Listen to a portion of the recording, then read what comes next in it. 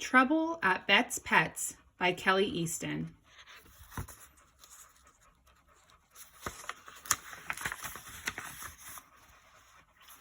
Chapter 1. I had just finished the face on the rhesus monkey. He was standing in a clearing underneath the eucalyptus tree.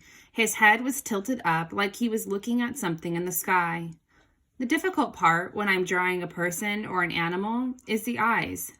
Most of the personality is reflected in these two small organs.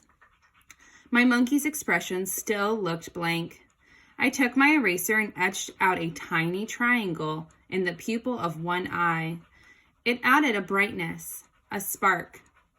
I was just doing the same on the other eye when Mrs. Felty, my 5th grade teacher, sauntered over. Did I mention I was supposed to be doing math?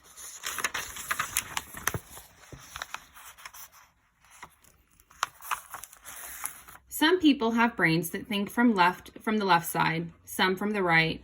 I read this, Mrs. Felty leaned against my desk, in Psychology Today. Mrs. Felty attempted a smile. Her tongue flicked against her lips. Have you ever seen a gecko? It's a type of reptile. Mrs. Felty is a dead ringer for one. She's kind of scaly and beige. She can be stone still for an incredibly long time. Then she moves just suddenly in small jerks. Don't get me wrong, she's not all that bad.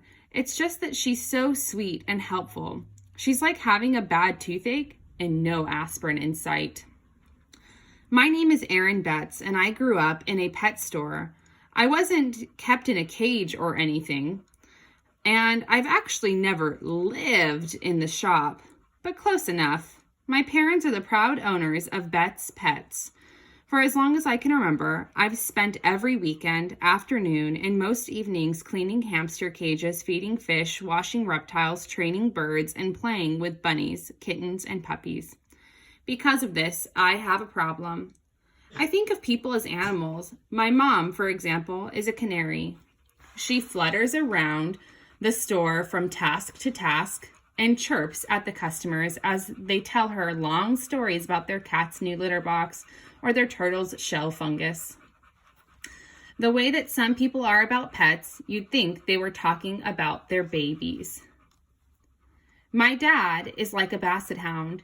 He's 6'2" and weighs about 270 pounds. He's got great big brown droopy eyes, and he moves about as slowly as my mom does quickly. Basset hound puppies are the cutest things you can imagine. You've probably seen them in shoe commercials. They've got long floppy ears and big sad faces. We sell a ton of them at Christmas, but half of them get returned. Why? Bassets have a stubborn streak. It's impossible to keep them off of the furniture, and they don't housebreak well. They'd just as soon pee right on the couch as to have to walk all the way outside where it might be cold and uncomfortable. Of course, my dad doesn't pee on the couch or anything like that. He's just very slow moving and sort of stubborn. And his idea of fun is curling up in some comfortable spot and falling asleep. A couple of years ago, my mom made him go to the doctor. They put him in a fancy sleep laboratory, attached wires to his head, and followed the flicks of his rapid eye movement. The brain patterns of his dreams. Diagnosis: sleep apnea and narcolepsy. Sleep apnea is where you snore a lot and stop breathing sometimes during sleep. Narcolepsy is where you just drop off to sleep at strange moments. Like, he'll fall asleep sitting on a stool at the desk. One time, he flopped right into the cash register, making the money drawer fly open. "Sale!" Mom yelled across the store. The doctor gave him some pills and some things to put on his nose, but he still falls asleep at odd times. So the old saying that opposites attract seemed to be true in the case of my parents. But they get along pretty well, probably because they both love animals. Bett's Pets has been owned by 3 generations of Bettses. My mom met my dad when she was in high school and came to work at the shop part-time. During college, she kept working nights and weekends, and when she graduated with her teaching certificate, instead of going into the classroom, she started working days. My dad says, "What else could they do but get married? Mrs. Felty tapped the drawing, which I'd tried to slide under my mouthwork. I started, and the class laughed. Some people are good at art. She held my drawing up to the class. Some are good at math. She nodded towards Sharon Trout. Despite her fish name, Sharon Trout is a Siamese cat. Spoiled, snobby, pretty in a kind of overly prissy way. She's a straight-A student who spends her summers in places like France and the Hamptons. What I have decided then is that I will pair up different sides of the brain to make one unified whole, Aaron. Felty tapped my desk. Sharon will tutor you in math. Tracy, Stephen will tutor you in grammar. It was the usual trick, Mrs. Felty's attempt to make those of us who were failing a subject feel good while embarrassing us in front of the whole class.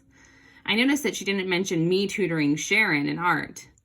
The list continued, but I didn't listen anymore. Sharon Trout nodded at me like a queen to a servant.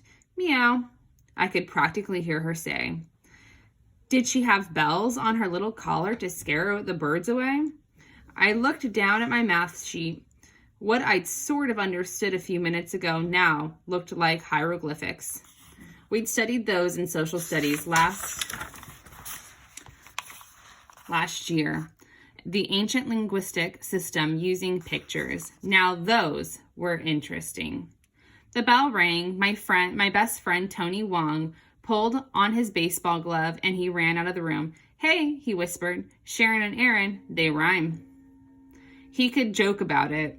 He got to go out and play while I would do my chores, then study.